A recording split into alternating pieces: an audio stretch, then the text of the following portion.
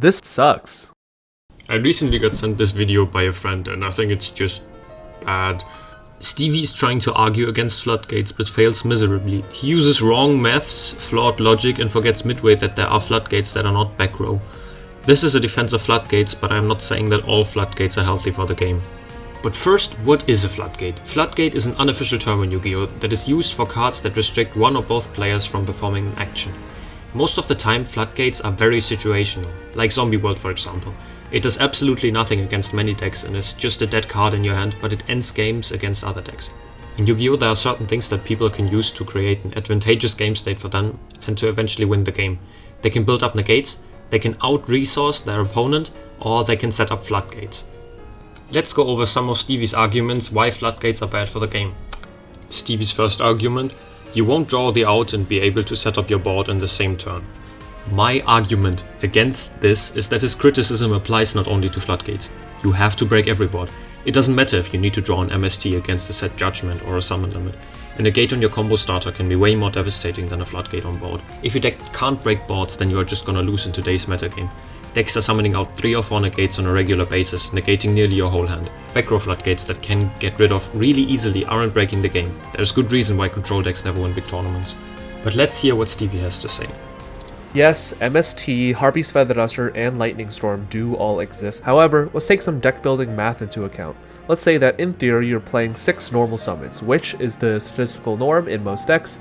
6 normal summons? Let's look at how many normal summons decks are really playing. Even Prankits, a deck known for not needing many starters and its 1-card combos, is playing way more than 6 normal summons. And are maining 3 forms of back row removal. Many people are not playing any spell or trap removal in their main deck. It's just completely useless against the decks you are gonna face in a tournament. A Twin Twister won't help you at all against Drytron or Sword Soul. If you go first against control, you will win. They're horrible at going second. If you go second, you might need to out some floodgates, but who says that they are playing the right floodgate against you and Druid? In game 2 and 3 you can cite in all your back row hate that you should have in your side deck. Most of the time a single Lightning Storm or evenly matched means you win against control. Statistically, you are likely going to open a starter as well as a way to deal with back row about 24% of the time rounded up. Those aren't very good odds. As I showed earlier, no deck is playing only 6 starters, because the chance of opening a starter when playing so few is only 60%. But let's say you for some reason only play 6 starters. In game 2 and 3 you should have at least 9 cards to play against back row. 3 Cosmic, 3 Twin, 3 Evenly or Lightning Storm. The chances of opening one of each are around 50%. Draw cards like Pot of Prosperity increase the chances of drawing a combo piece or a board breaker even more. If you have, insert way too low number of starters and only 3 spell trap removal in total, then you won't open one of each very likely. That's true, but it's not an argument against back row. Also, who says that you can't play through interruptions or floodgates? What happened to Pent Best decks? 10 negates through 5 hand traps. Some floodgates just don't do anything against some decks. So many times I have played Drytron against Eldritch and the Eldritch player flipped up the skill drain only to realize that my Drytrons don't really care. Or somebody used Gozen Match against me when I was playing with Dolce. Cool floodgate I guess, but does exactly 0 against me. Another argument by Stevie: your opponent will simply negate your removal. What if your opponent drew the out to your out? What if your opponent has a Golden Land Forever for your MST?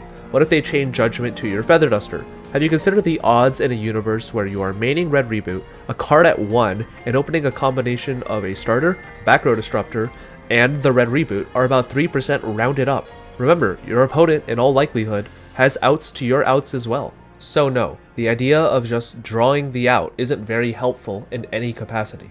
We went from what if your opponent has the out to your opponent in all likelihood has outs to your outs as well. First it was you will never draw one of these 3 cards you need. Now your opponent is in all likelihood drawing a Golden Land Forever or a Solemn Judgment.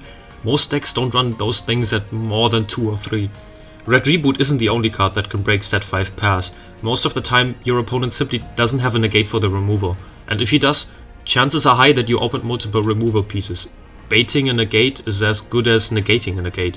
Also, let's focus on monster floodgates for a second, because Stevie kind of forgot about them. What is your opponent gonna do if your Kaiju or Lava Golem is monster? Solemn Judgment the summon? Let's see what Stevie has to say next. Floodgates create a game state which is balanced for both players. This would be an argument in favor of Floodgates if both players were only playing control-based mirror matches. No one argues that Floodgates create a balanced game state. If you play a Floodgate, you want to make sure that it hurts your opponent more than yourself.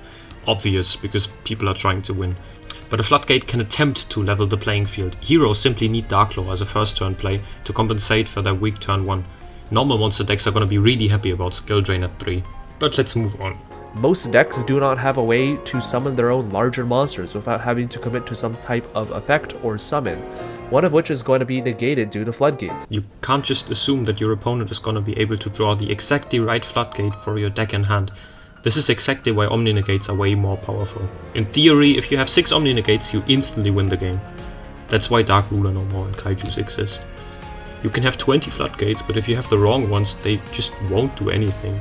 Here are some Floodgates in deck state don't do anything against. Summon Limit, Sky Striker or any other deck that doesn't need to summon much, Skill Drain, Tritron, Prank Hits, Mine, any deck that can remove the monsters or put up a spell negate turn 1. There can only be one, Invoked, Rivalry, Tri-Brigade, Gozen Match, Salamangreat or Drytron, Zombie World, Zodiac, D-Barrier, any Link deck, Droll and Lockbird, most decks have a line to play in case they get drolled, D-Shifter, Unchained or any other control deck, Lancia, any control deck. In a pure Sword Soul Mirror, a card like Royal Decree can create a balanced game state, being that both players are unable to rely on, say, their Sword Soul blackouts. But against Eldritch, it's a game ender. Yes, Royal Decree is really bad in most cases. It's only good if you go first against a trap heavy deck. Situational Floodgates can do one thing good, but that thing is not being flexible. Main for combo, lose to control. Main for control, lose to combo. Or just play evenly in Lightning Storm. It is a prevailing theory that Floodgates only see heavy usage and are great in formats where combo exists heavily. However, I'd like to counter the argument with the fact that even in control and mid-range formats, Floodgates were still used. The existence of Floodgates during non-combo formats doesn't debunk the argument that Floodgates are especially good in combo formats. It's easier to activate Mystic Mine when your opponent only has a 4-mat Appaloosa instead of 2 set Judgments. Control decks are running Floodgates. Obviously, they were still being played during control formats then. The Floodgates might change, more Royal Decrees for example, but they still exist. Floodgates don't advance the game state, and you need a real win con. This is false for the reason that control decks playing Floodgates, such as Subterror and Eldritch, do not want the game state to progress. True, control decks don't want the game state to progress. They simply try to control the game or out-resource their opponent. And yes, out-resourcing becomes their win con. They still need a win con though. Just adding a Floodgate to your deck doesn't remove the need for a win con. In conclusion, Floodgates aren't bad in general, and there is no reason to hate them over other things you can do in Yu-Gi-Oh! Set up 20 negates for example, or summon towers. Just draw the out sounds dumb, but it's just the reality. You need the right board breakers to break boards, and that doesn't just apply for Floodgates or control decks. If you don't play any Kaijus, you're gonna lose a lot against Cook Turbo. Floodgates are the only reason why control decks even stand a chance to take some wins against the combo meta, but control still doesn't seem to take any wins in big events. There is no good reason or argument to simply hate against Floodgates, because they are Floodgates. Some Floodgates are too good, I agree, but that's just specific cards. No one would try to argue that Spirit monsters are broken just because Yata was good at some point. But what's your opinion? There obviously is no clear answer to this age-old question, so leave your comments below.